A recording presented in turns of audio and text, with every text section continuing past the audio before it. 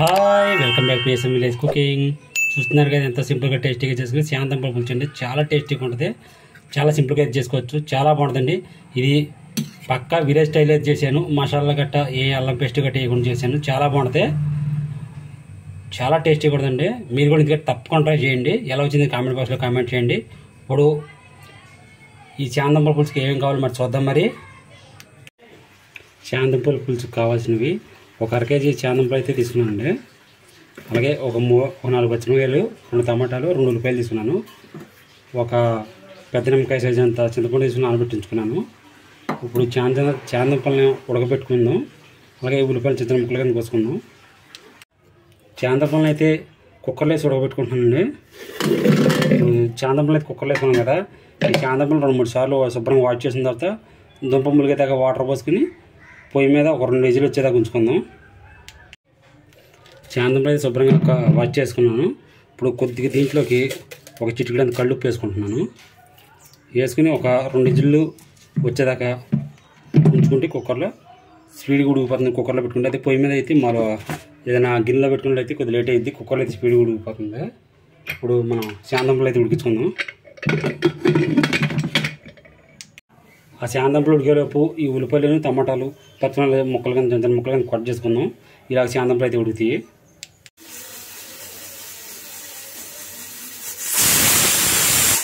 రెండు విజిల్లు అయితే వచ్చేసినాయండి. ఇప్పుడు పొయ్యి ఆఫ్ చేసుకుని కాసేపు ఆవిరి చల్లారేదాకా ఉంచుకుందాం. ఆ తర్వాత పొమ్మ తీసి చూద్దాం. ఆవిరైతే పోయిందండి. ఒకసారి కుక్కర్ మూత తీసి చూద్దాము. ఒకసారి దుంప ఉడికిందో లేదో, ఈ తొక్క వస్తుందో లేదో చూద్దాము. ఇదిగోండి చూసారుగా, తొక్క అయితే బాగానే వస్తుందండి. దుంప సాంతం ఉడికిపోయింది. ఇప్పుడు ఈ పైన ఉన్న తొక్క అంతా తీసేసుకుందాం. తీసేసుకుని శుభ్రం క్లీన్ చేసుకుని కొద్దిగా పెద్దగా ఉన్నాయి చిన్న చిన్న ముక్కలు కింద కట్ చేసుకుని పక్కన ఉంచుకుందాం. దీంట్లో వేడి నీళ్ళు తీసేసుకున్నామండి. ఇప్పుడు కొద్దిగా సాల్ట్ నీళ్ళు పోసుకుని ఈ దుంప మీద ఈ తొక్క అంతా వలిచేసుకుందాం. చక్కగా శుభ్రంగా వచ్చేస్తుందండి, నీట్గా తీసుకోవచ్చు. చూసారు ఎంత చక్కగా ఇది ఒక 2 విజిల్కి అయితే ఉడికిపోతుంది కుక్కర్లో. మామూలుగా గిన్నెలో వేసుకుని పొయ్యి మీద పెట్టుకుంటే అయితే కొద్దిగా లేట్ అయ్యిద్ది, ఇది కొద్దిగా స్పీడ్గా అయిద్దండి. చూసారుగా అలా వచ్చేస్తుంది. అలా తీసేసుకోవాలి.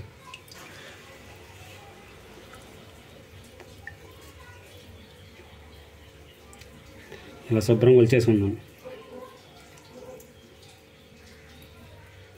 ఈ కొద్దిగా పెద్దగా ఉన్నాయి కదా, ఈ మొత్తం ఒలుచుకున్న తర్వాత ఒక చిన్న ముక్క కొద్దిగా చిన్న ముక్కల కింద 2 ముక్కల కింద కట్ చేసుకుందాం. చూసారు కదా అలా తీసేసుకోవాలి శుభ్రంగా. చూసారుగా ఈ విధంగా అయితే ఒలిచేసుకున్నా. ఇప్పుడు ఇలా పెద్దగా ఉన్నాయి, ఇలా చిన్న 2 ముక్కల కింద కోసుకుందాం. ఇలా ముక్కల కింద కోసుకుందాం. ఇప్పుడు ఒలుచుకోవడం ఈ ముక్కలు కూడా కోసుకోవడం అయిపోయింది. ఇప్పుడు కర్రీ ప్రిపేర్ చేసుకుందాం. కర్రీ ఎలా ప్రిపేర్ చేయాలి తెలుసుకుందామండి. తయారీ విధానం: పొయ్యిలు తీసుకుని ఒక గిన్నె పెట్టుకుందాం. గిన్నె కొద్దిగా కాలనిద్దాం. ఆ తర్వాత ఒక 3 టేబుల్ స్పూన్ ఆయిల్ పోసుకుందాం. గిన్నె అయితే వేడెక్కిందండి. ఇప్పుడు 3 టేబుల్ స్పూన్లు ఆయిల్ పోసుకుందాం.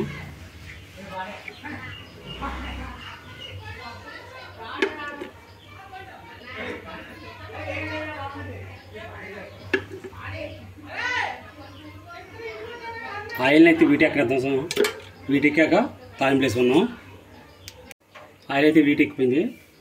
పచ్చిమిరపకాయలు, అలాగే ఉల్లిపాయలు,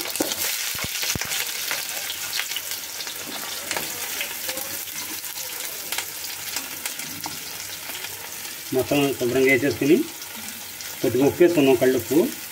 కళ్ళుప్పు వేసుకున్నట్టయితే ఈ ఉల్లిపాయలు బేగా మగ్గిపోతాయి.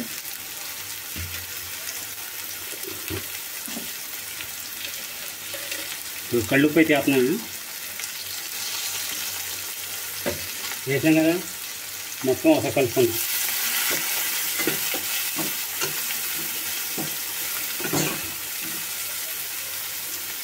ఒక 5 నిమిషాలు అయితే మగ్గేద్దాం.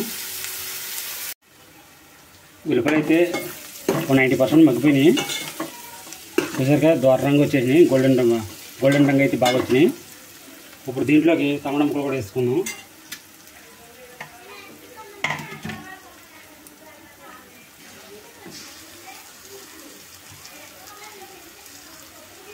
ఒకసారి మొత్తం కలుపుకుందాం. చాలా సింపుల్గాను చాలా టేస్టీగా కూడా ఉంటుంది. ఇది పక్కాగా పల్లెటూరు స్టైల్ అండి. ఏమి మసాలా గట్ట ఏమి వేయకుండా చేస్తున్నాను. మీరు కూడా ఇంకా తప్పకుండా ట్రై చేయండి. ఎలా వచ్చింది కామెంట్ బాక్స్లో కామెంట్ చేయండి. ఈ వీడియో కూడా మీకు నచ్చినట్లయితే లైక్ చేయండి, షేర్ చేయండి, అలాగే మా ఛానల్ సబ్స్క్రైబ్ చేయండి. మొత్తం కలుపుకున్నాం కదా, ఒక 5 నిమిషాలు మూత వేసి మగ్గనిద్దాం. ఉల్లిపాయలు టమాటాలు ఎలా మగ్గిని ఎంతవరకు మగ్గిని చూద్దాం సార్ మూత తీసి.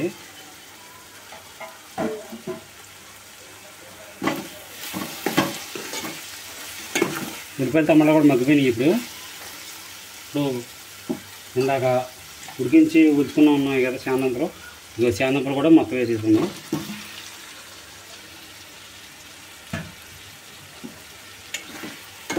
మొత్తం కలుపుకున్నాం సార్.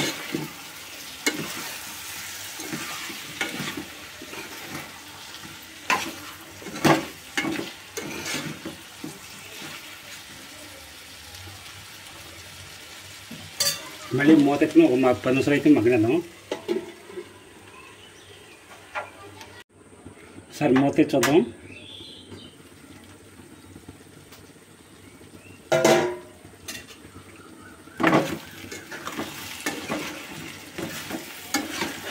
ఎక్కువసేపు మగ్గక్కర్లేదండి. ఈ చానంపులో నాకు ఉడకబెట్టాం కాబట్టి కాసేపు మగ్గబెట్టాను. పెద్దసేపు మగ్గక్కర్లేదు. నాకు లైట్గా ఉప్పు వేసి ఉడకబెట్టాం కదా, శుభ్రంగా ఉడికిపోయింది ఇందాకే. ఇప్పుడు దీంట్లోకి ఒక స్పూన్నర కారం వేసుకుందాం.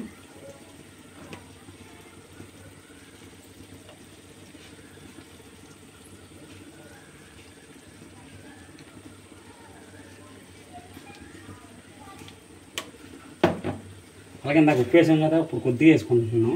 తర్వాత టేస్ట్ చూసి వేసుకోవచ్చు. కొద్దిగా ఉప్పు వేసుకున్నాను. అలాగే ఒక 1/2 స్పూన్ పసుపు కూడా వేసుకుందాం.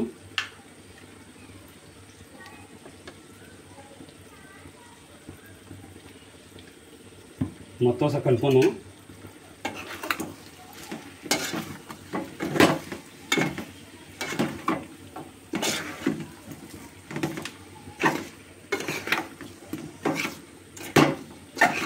ఈ కారం పచ్చివాసన పోయేదాకా మూత తీసి ఒక 5 నిమిషాలు అయితే మగ్గనిద్దాము.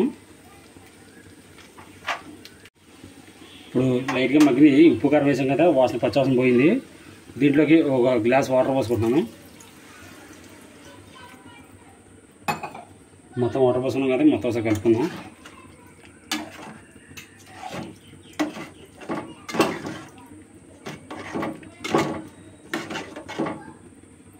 ఇప్పుడు దీన్ని మూత ఎత్తి ఒక 10 నిమిషాలు అయితే ఉడకనిద్దాం. ఒక 10 నిమిషాలు ఉడకనిద్దాం మూత ఎత్తి. ఒకసారి మూత ఎత్తి చూద్దాం ఎంతవరకు ఉడికిందో.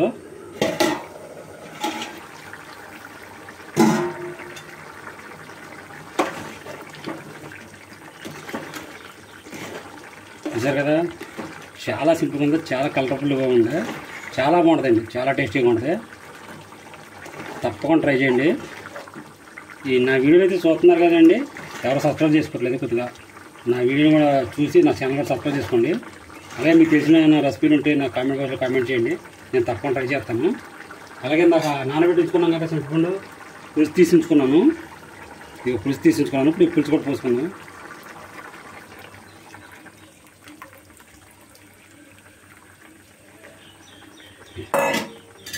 అసలు మొత్తం కలుపుకుందాం.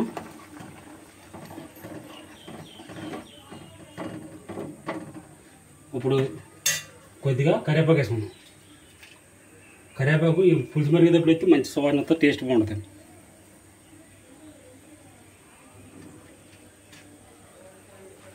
ఇప్పుడు మూత వేసుకుని మరొక 10 నిమిషాలు ఉడకనిస్తే మన కర్రీ అయితే రెడీ అయిపోద్ది. ఈ చాందముల పులుసు అయితే రెడీ అయిపోద్ది. 10 నిమిషాలు అయితే మనం ఉడకనిద్దాం. కర్రీ ఎంతవరకు అయిందో చూద్దామండి మూత తీసి.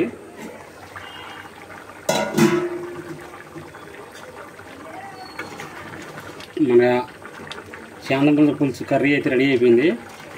చాలా సింపుల్గా చాలా టేస్టీగా అయితే ఉంటుంది. తప్పకుండా ట్రై చేయండి. వీడియో ఎలా ఉందో అయితే కామెంట్ బాక్స్లో కామెంట్ చేయండి. చాలా బాగుంటుంది. మన చాందముల పులుసు కర్రీ అయితే రెడీ అయిపోయింది. ఇప్పుడు పొయ్యి ఆఫ్ చేసుకుందాం.